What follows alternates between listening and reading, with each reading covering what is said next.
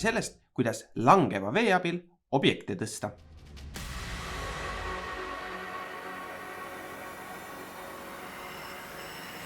Ehitage vesirattaga töötav tõstuk.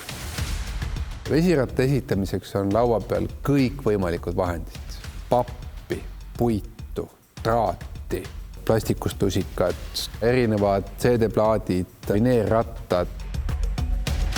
Kelle kraana tõstab raketi kõige kiiremini, kõige kõrgemale, ongi ülesande võitnud. Kas olete valmis? Jaa! Alustame. Võistlejatel tuli siin ülesandes konstrueerida vesiratas.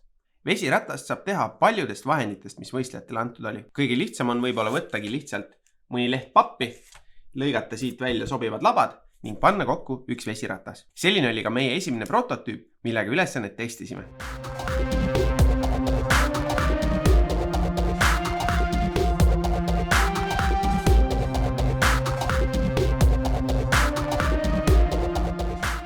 Kui papist tasapinnaline laba ei tundu piisavalt vett püüdvat, siis võid seda kas papist ehitada rohkem kopsikukujuliseks või otsida vahendeid, mis juba oma olemuselt on rohkem kopsikulaadsed. Võib-olla midagi, mis on pisikene kopsik, midagi, mis on võib-olla isegi pisut suurem kopsik või võib-olla miski, mis on veel suurem kopsik. Veelgi lihtsam on aga võtta lihtsalt üks pudel, lõigata sellele mõned sälgud sisse ning ongi valmis vesiratas. Siin on mul lõigatud pudeli sisse sälgud, nii et vesi saab siia nende tükkide peale langedes panna pudeli keerlema. Pudeli põhja ja korgi sisse olen teinud augu. Vaatame, kas selline vesiratas ka pöörleb. Ja proovime nüüd meie vesiratast käitada.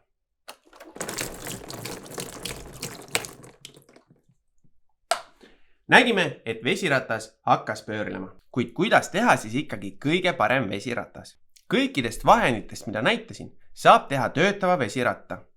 Oluline on lihtsalt see, et mis iganes objekti valid enda labaks, siis ka vee suudaksid efektiivselt siia peale suunata. Kui labad moodustavad väikse sellise kopsiku, siis vesi, mis siia koguneb, sellele mõjub raskusjõud, mis tähendab, et kogu seda kopsikut tõmmatakse allapoole. Lusika kopsiku osa ning vesiratta keskpunkti vahel on teatud vahemaa ning see moodustab jõuõla. Jõuõla, mille korrutis koos veega mõjuvale raskusjõule annab jõumomendi, millega see kogus vett hakkab seda ratast pöörlema. Mida suurem on kopsik, seda rohkem vett siin olla saab, mis tähendab, et seda suurem on ka see raskusjõud, mis mõjub veele. Kas see tähendab automaatselt, et suurem kopsik teeb ka parema vesiratta? Vesiratta juures on palju väikseid detaile, mida saab optimeerida ning paremaks timmida. Näiteks, kui võtame veel suurema kopsiku ehk selle joogitopsi, kas sellest saaksime kõige parema vesiratta? Sellest kindlasti saab hästi töötava vesiratta teha,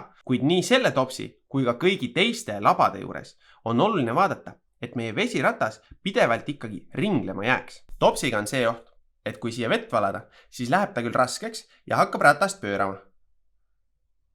Alla asendisse jõudes hakkab vesi rattast välja minema, kuid kui tops peaks jääma nüüd sellisesse asendisse pidama.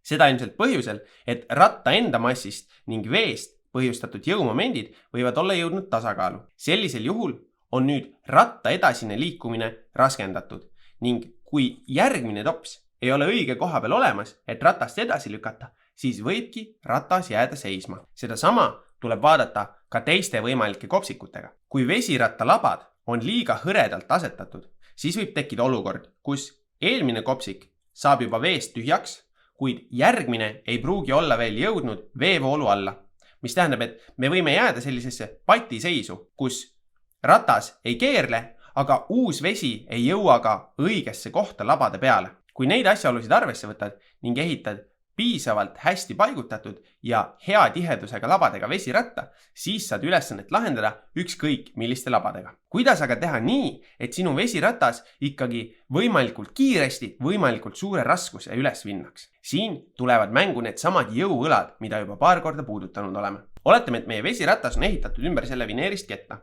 ning see laba on paigutatud umbes täpselt nii kaugele keskpunktist. Mida kaugemale laba otsa keskpunktist viime, seda suuremaks teeme jõuõla, mis tähendab, et seda suurem on ka jõumoment, mida see jõud siin kettale avaldab. Küll aga, kui suurendame distantsi vesiratta keskpunktist, siis suureneb distants ka kahe järjestikuse laba vahel.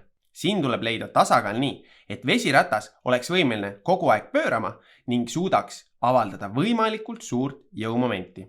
Täpselt sama ülesanne on ka nööri kinnitamise optimeerimisel.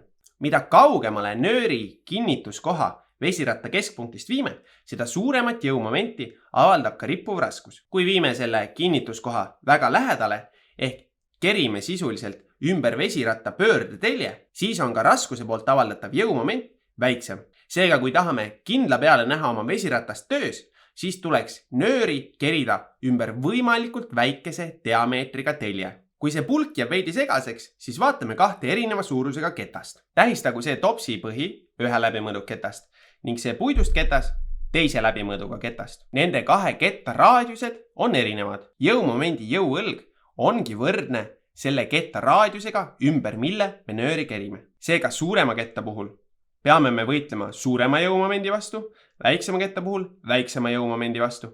Küll aga on suurema ketta ümbermõõt suurem, mis tähendab, et kui vesiratas teeb ühe tiiru, siis on suurema ketta ümber keritud rohkem nööri, sest ühe tiiru pikkus on lihtsalt suurem. Selle ülesande võti seisnebki just nimelt selles. Tuleb aru saada, millised jõumomendid ja neile vastavad jõuõlad töötavad sinu kasuks ning millised töötavad sinu vastu. Kui nüüd leiad sobiva tasakaalu nende kahe jõuõla vahel, siis saadki teha võimalikult efektiivse vesiratta. Proovi nüüd kodus ka ise ehitada valmis vesiratas ning vaata, kui suuri raskusi sellega sul tõsta õnnestub.